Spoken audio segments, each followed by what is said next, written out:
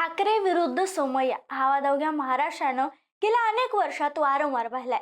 हाच संघर्ष आता थेट राजकीय मैदानात विशेषतः मुंबई महापालिकेच्या निवडणुकीत पुन्हा एकदा पाहायला मिळणार असल्याचं चित्र आहे. ठाकरे गटासमोर सोमय्या कुटुंबातील पुढची पिढी म्हणजेच किरीट सोमय्या यांचे पुत्र नील सोमय्या उतरल्यामुळे ही निवडणूक अधिकच रंजक बनली आहे. नील सोमय्या नेमके कोण आहेत? ठाकरेंनी सोमय्यांविरुद्ध शेवटच्या क्षणी असा कोणता डाव खेळला की किरीट सोमय्या यांना धक्का बसल्याचं बोललं जाते? खरंच भाजपला इथं तोटा होणार की फायदा होणार, हे सगळं समजून घेणं महत्वाचं ठरतं. चला तर मग बोलूयात. नमस्कार, मी संजना. कट टू कट मध्ये आपलं स्वागत. अनेक वर्षानंतर होत असलेल्या किंवा म्हणावं तर रखडलेल्या महापालिका निवडणुका सगळ्याच पक्षांसाठी प्रतिष्ठेची आणि वर्चस्वाची लिटमस टेस्ट ठरणार आहे.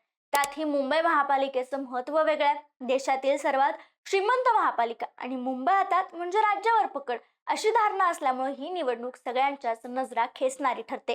याच निवडणुकीत ठाकरे बंधू तब्बल 20 वर्षानंतर एकत्र आलेत. शिवसेनेतील फूट हा मोठा फॅक्टर आहे.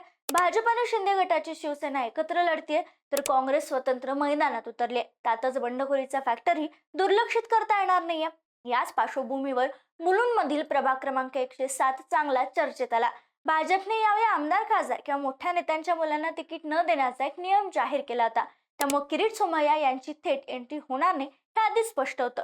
मात्र किरीट सोमय्या यांच्याकडे सध्या कोणतेही घटनात्मक पद नसल्यामुळे त्यांचे पुत्र नील सोमय्या यांना उमेदवारी देण्यात आली. शिवाय नील सोमय्या हे प्रभाग क्रमांक 107 मधून यापूर्वी नगरसेवक राहिलेत. म्हणूनच भाजपनं त्यांची उमेदवारी कायम ठेवली. भाजपची पहिली उमेदवारी यादी जाहीर झाली तेव्हा त्यात नील सोमय्या यांचं नाव होतं. मग यानंतर ठाकरे गटाकडून त्यांच्या विरोधात एखादा तगडा उमेदवार दिला जाईल अशी चर्चा होती. कारण महाविकास आघाडीच्या काळात किरीट सोमय्या यांनी उद्धव ठाकरे सरकारवर ज्या पद्धतीने आरोप आणि टीका केली होती त्याचा राजकीय वचपा काढण्याची ही संधी ठाकरे गट घेईल असं अनेकांना वाटत होतं. मात्र प्रत्यक्षात ठाकरे गटानं इथं उमेदवार दिलाच नाही. ही जागा शरद पवारांच्या राष्ट्रवादीकडे गेली. खरं तर मुंबई महापालिकेची निवडणूक ठाकरे गट, मनसे आणि राष्ट्रवादी एकत्र लढवते. जागा वाटपात मुलुंडमधील हा प्रभाग शरद पवार गटाला सुटला. ठाकरे गटाला ही जागा स्वतःकडे ठेवायची होती अशी चर्चा होती. मात्र राजकीय समीकरणामुळे ती राष्ट्रवादीकडे गेली. शरद पवार गटाने या प्रभागातून हंसराज दानानी यांना उमेदवारी दिली. त्यांनी उमेदवारी अर्ज दाखल करण्याच्या दिवशी अर्जही दाखल केला. मात्र काही तांत्रिक कारणामुळे त्यांचा अर्ज बाद झाला. त्यामुळे या प्रभागातील प्रमुख लढतच संपुष्टात आली होती. शरद पवार गटाचा उमेदवार रिंगणाबाहेर गेल्यानंतर नील सोमय्या यांचा विजय जवळपास निश्चित मानला जाऊ लागला होता. यानंतर प्रतिक्रिया देताना किरीट सोमय्या यांनी उद्धव ठाकरे यांच्यावर अप्रत्यक्ष टोला लगावत विधानही केल्याचं पाहायला मिळालं. मी नीलला विचारलं, तू काय उद्धव काकांना डोळा मारला होता का? मग याचा एकही उमेदवार तिथं टिकला नाही. 16 तारखेला महाविकास आघाडीतील सर्व पक्ष संपलेले असतील असं विधान सोमय्यांनी केलं. आणि मग काय, जिथं जिथं ज्याप्रमाणे सगळीकडे बंडखोरी झाले तसं या प्रभागात ही बंडखोरी झाली. ठाकरेंच्या शिवसेनेचे असणारे दिनेश जाधव यांनी बंडखोरी करत या ठिकाणी अपक्ष उमेदवारी अर्ज भरला. आता शरद पवार गटाच्या उमेदवाराचा अर्ज बाद झाल्यानंतर याच उमेदवाराला ऐन वेळेला ठाकरेंनी पाठिंबा दिला.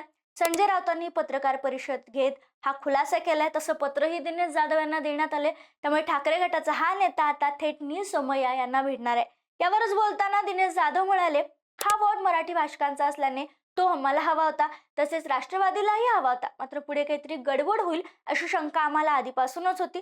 म्हणूनच सावधगिरी म्हणून अपक्ष उमेदवारी अर्ज दाखल केला होता असं ते म्हणाले. यानंतर पत्रकार परिषद घेतल्यानंतर संजय राऊत याविषयी बोलताना म्हणाले, राष्ट्रवादी काँग्रेसच्या उमेदवाराच्या मागे उभं राहायचं असं आमचं ठरलं होतं. नेहमीप्रमाणे मात्र जो बिनविरोध घोटाळा झाला त्यात 107 वॉर्ड देखील सामील झाला. त्यानंतर मुलुंडचे पोपटलाल बिनविरोध माझ्या विरुद्ध कोणी नाही असे नाचायला लागले. मात्र तसं नाहीये. उद्धव ठाकरे यांनी दिनेश जाधव हे अधिकृतपणे शिवसेना पुरस्कृत उमेदवार आहेत हे पत्र दिलेले आहे. नील सोमय्या आणि दिनेश जाधव यांच्यात लढत होईल. दिनेश जाधव यांना फक्त मशाल चिन्ह मिळू शकलेलं नाहीये. त्यांचं चिन्ह दूरदर्शन संच आहे, पण काटेकी टक्कर होणार आहे. ते बिनविरोध येऊ शकत नाहीत. त्यांना आमच्याशी संघर्ष करावा लागेल. म्हणजेच या प्रभागामध्ये कमळ विरुद्ध दूरदर्शन अशी लढत होणार आहे, जी पाहणं खरंच इंटरेस्टिंग असणार आहे. ऐन वेळेला नील सोमय्या यांच्या विरोधात ठाकरे गटाच्या उमेदवाराला पुरस्कृत केल्यामुळे किंवा पाठिंबा दिल्यामुळे ही निवडणूक रंजक बनली आहे. त्यामुळे ही निवडणूक ठाकरे विरुद्ध सोमय्या अशीच असणार आहे. आता नील सोमय्या कोण आहेत? तर नील सोमय्या हे भाजपचे किरीट सोमय्या यांचे पुत्र आहेत. 2017ला मुलुंड प्रभाग क्रमांक 107 मधून त्यांना भाजपने उमेदवारी दिली होती. पहिल्याच टर्म मध्ये ते निवडून आले, विजयी झाले, ते तिथले नगरसेवक राहिलेत. याशिवाय ते अनेकदा चर्चेतही आलेत. म्हणजे मध्यंतरी त्यांच्या पीएचडीच्या कारणामुळे त्यांनी पीएचडी किती वर्षात किंवा किती महिन्यात पूर्ण केली यावर संशय व्यक्त केला जात होता, चर्चाही झाली होती. शिवाय 2021ला त्यांचं एक जुनं प्रकरण चर्चेत आलं होतं, खंडणीचं. एका मोठ्या कॉर्पोरेट कंपनीनं 2020 साली जानेवारी महिन्यात आपल्या 2 टॉवरशी निगडीत एक काम खासगी ठेकेदाराला दिलं होतं. पण नील सोमय्या यांच्याशी संबंधित असलेल्या काही लोकांनी ठेकेदाराला थेट सोमय्या यांच्या कार्यालयात ते नेत हे टॉवरचं काम त्यांच्याकडून काढून घेतलं. पुन्हा काही दिवसांनी नील सोमय्या यांच्या लोकांनी त्याच ठेकेदाराला नील सोमय्या यांच्या कार्यालयात बोलवलं. तिथं नील सोमय्या उपस्थित होते आणि त्याच्या समोरच ठेकेदाराला धमकी दिली. त्यांच्याकडून दुसऱ्या टॉवरचं कामही दे किंवा त्या बदल्यात आम्हाला प्रॉफिट दे असं सांगितलं आणि याबाबत तक्रार दाखल झाली. या प्रकरणी गुन्हा दाखल होऊन वर्षभरानं नील सोमय्या यांची चौकशी झाली होती. जबाब नोंदवण्यात आला होता. या प्रकरणी तब्बल त्यांची 4 तास चौकशी झाली होती. यावेळी देखील नील सोमय्या चर्चेत आले होते. याशिवाय 2022ला देखील किरीट सोमय्या आणि नील सोमय्या यांच्यावर आरोप झाले होते. किरीट सोमय्या यांनी INS विक्रांत वाचवण्यासाठी मोहीम राबवली होती.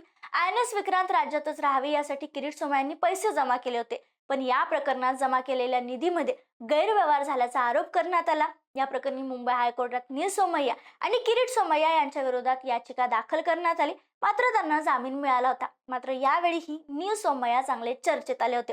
2017 नंतर 2021 आणि 22ला ही झाली दोन्ही प्रकरणं यंदाच्या निवडणुकीत विरोधकांना महत्वाची आणि आयतकोलीत देऊ शकतात. शिवाय किरीट सोमय्या यांचा व्हायरल झालेला व्हिडिओ असो किंवा किरीट सोमय्या यांच्यावर झालेले आरोप असो, या सगळ्यामुळे देखील विरोधकांना इथं जमेच्या बाजू नील सोमय्या यांच्या विरोधात मिळू शकतात असंही जाणकार सांगतात.